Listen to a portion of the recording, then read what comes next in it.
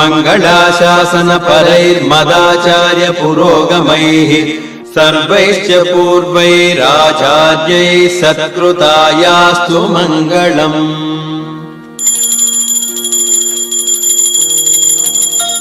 ॐ सर्वदेवाधिदेवाय नमः। ॐ मृतवानरजीविताय नमः।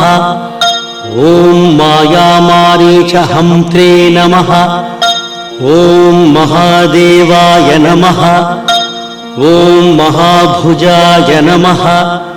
ॐ सर्ववेदस्तुताय नमः।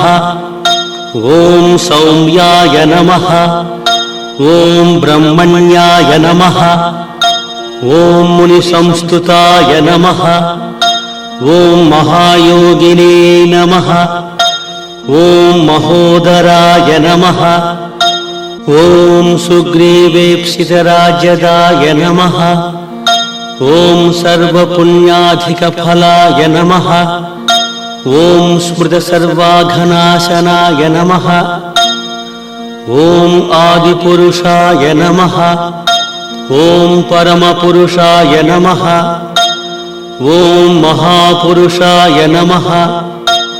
ॐ पुण्योदयाय नमः।